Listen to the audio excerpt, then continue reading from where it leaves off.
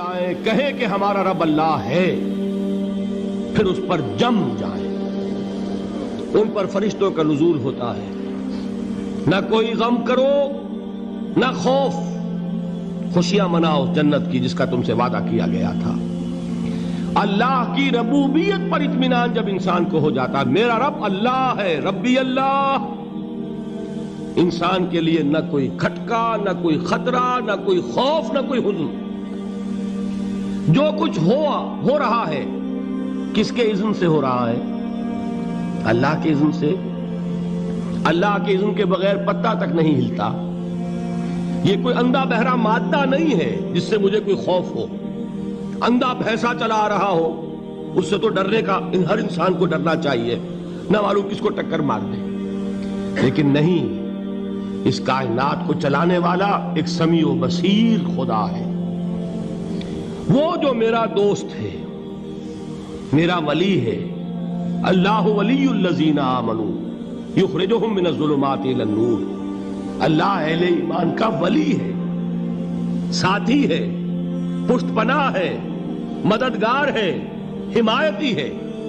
بتائیے جسے یقین ہو جائے کہ اللہ میرا مددگار، اللہ میرا محافظ، اللہ میرا پشت پناہ، اللہ میرا حمایتی، اس کے لیے کوئی خوف ہوگا؟ اس سے کوئی ڈر ہوگا؟ میں مثال دیا کرتا ہوں ایک بہت سادہ، پنجاب کے دیہات کی۔ وہ بڑا چودھری ہے اور کوئی غریب کسان ہے۔ اس غریب کسان کے جانوروں کو ہر وقت اندیشہ ہوگا چوری کا، کوئی میری بھینس کھول کر نہ لے جائے، کوئی میرا بیل کھول کر نہ لے جائے۔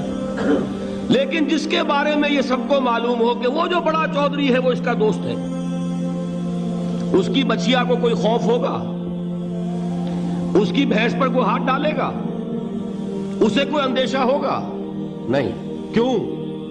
کہ وہ بڑا چودھری، بڑا اس کا یہاں کا سردار، جاگیردار، سب کو معلوم ہے وہ میرا دوست ہے، کوئی میرے خلاف اقدام نہیں کر سکتا۔ اس دنیا میں یہ چھوٹی سی بات اگر آپ کے دلی اطمینان اور سکون کا باعث بن سکتی ہے تو ذرا تصور کیجئے۔ میں لفظ تصور استعمال کروں گا صرف اس لیے کہ اس کا ہم جس کو کہتے ہیں ادراک اور شعور کر نہیں سکتے، اگر کے ساتھ کر سکتے۔ اگر یقین ہو کہ اللہ میرا مددگار اور یقین ہو کہ اللہ ہر آن میرے ساتھ ہے، پھر کوئی خوف؟ کس کا خوف؟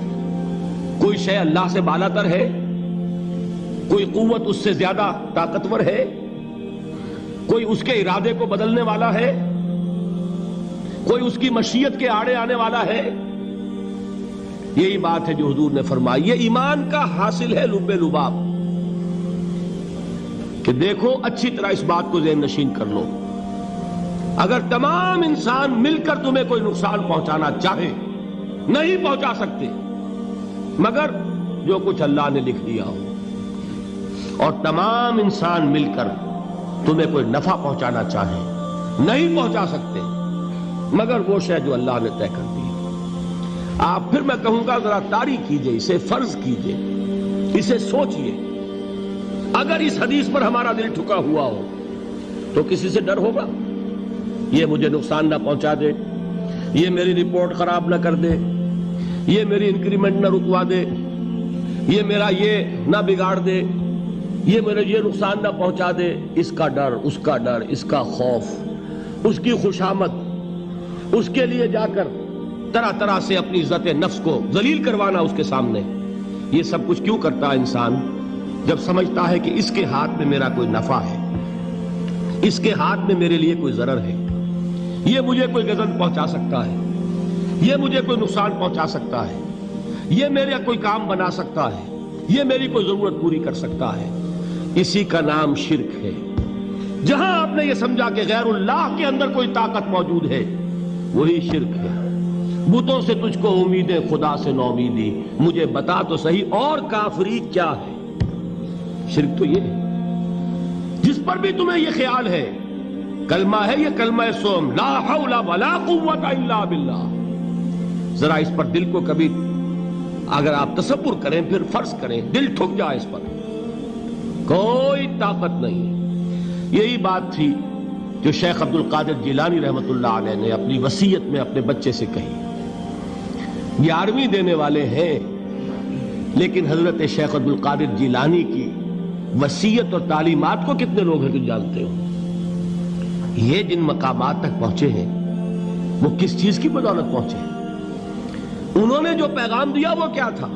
اے میرے بچے، جس طریقے سے قرآن مجید میں حضرت لقمان کی نصیحتیں جو ہے نقل کر دی گئی ہیں، میں یہ عرض کروں گا بالفرض اگر قرآن حضرت عبد القادر جیلانی کے بعد نازل ہوا ہوتا تو شیخ عبد القادر کی یہ نصیحتیں بھی قرآن میں درج ہوتی.